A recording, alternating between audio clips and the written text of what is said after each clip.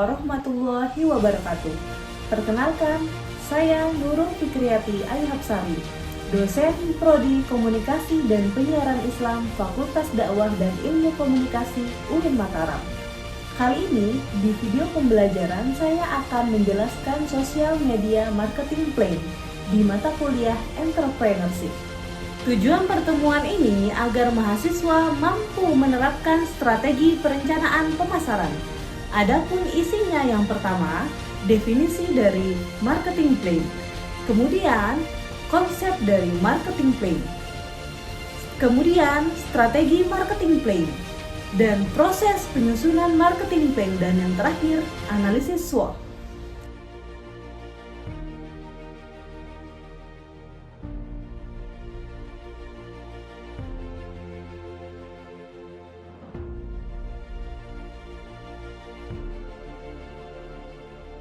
Oke, bismillahirrahmanirrahim. Assalamualaikum warahmatullahi wabarakatuh. Waalaikumsalam warahmatullahi wabarakatuh. Selamat datang kembali di kelas Entrepreneurship, mata kuliah Entrepreneurship. Ini pertemuan ke-10 ya, mata kuliah Entrepreneurship, dan minggu ini kita akan membahas bagaimana sosial media marketing. Ya. Jadi kita akan membahas kayak gimana sih teman-teman bisa melakukan strategi pemasaran melalui sosial media, dan itu sebenarnya ranah teman-teman di mata kuliah digital marketing. Ya, teman-teman, sebelum kita mulai perkuliahan ini, mari kita sama-sama membaca basmalah. Selanjutnya saya absen dulu ya. Kita mulai absen ya, teman-teman ya. Rati, Aprilia, Samsul Hadi, Roshid. Oke, lengkap semua ya yang hadir ya. Oke. Selanjutnya kita masuk ke pembelajaran kita hari ini. Ini ada beberapa animasi yang menjelaskan tentang strategi digital marketing. Ya.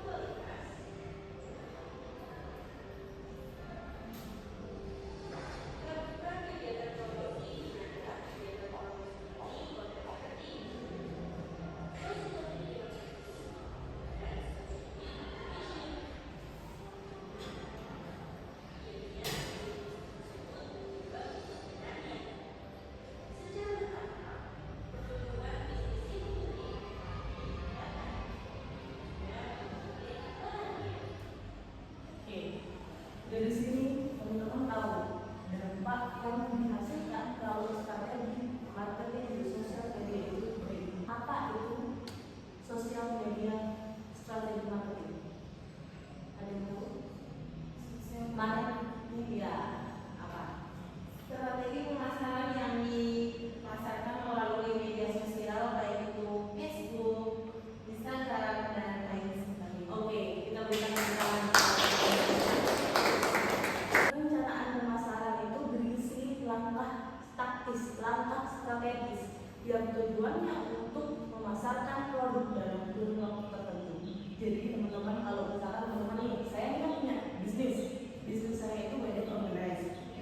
Jadi selama 1 tahun saya harus memikirkan bagaimana strategi pemasaran yang saya lakukan selama kurun waktu 1 tahun aja. Saya harus memikirkan apa nih yang harus saya lakukan untuk membranding, untuk menarik pelanggan. Oke, teman-teman, siapa di sini teman-teman semua yang pernah membeli sesuatu karena melihat konten di TikTok? Ya, yang absurd banget tiba-tiba karena lihat live banyak yang beli, akhirnya kita beli. Ada? Oke. Ya. Banyak ya di sini ya. Ya. Mengapa kita membeli produk yang enggak kita cari? Salah satunya ini si Fuji ini. Karena apa? Influencernya. Oke, karena influencernya. Ya. Terus ada lagi? Karena semua orang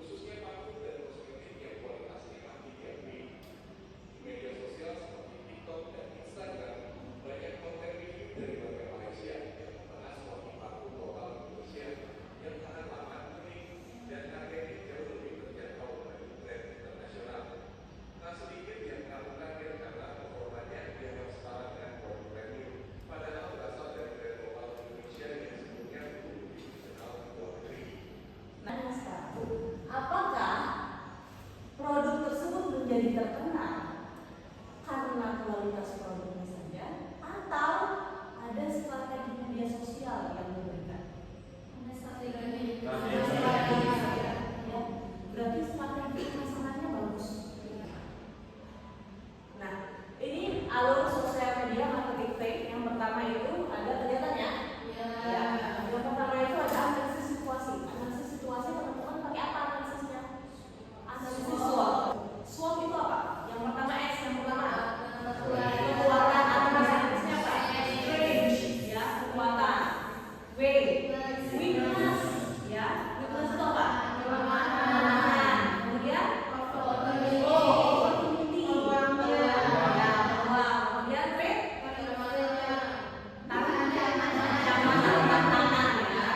S dan W, strength, kekuatan, W, weakness, kelemahan, itu berasal dari dalam bisnis itu sendiri, internalnya, ya.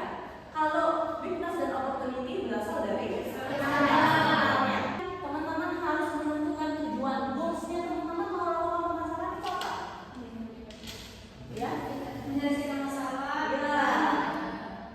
Ini ada meningkatkan kesadaran, ada untuk menyelesaikan masalah. Kemudian ada menentukan target, ya, menentukan target audiensnya siapa, ya. Oh iya, saya rata-rata target audiensnya adalah orang-orang Gen Z atau milenial yang memilih platformnya mau di mana, di TikTok kah, di Instagram kah? Rata-rata Gen Z mana?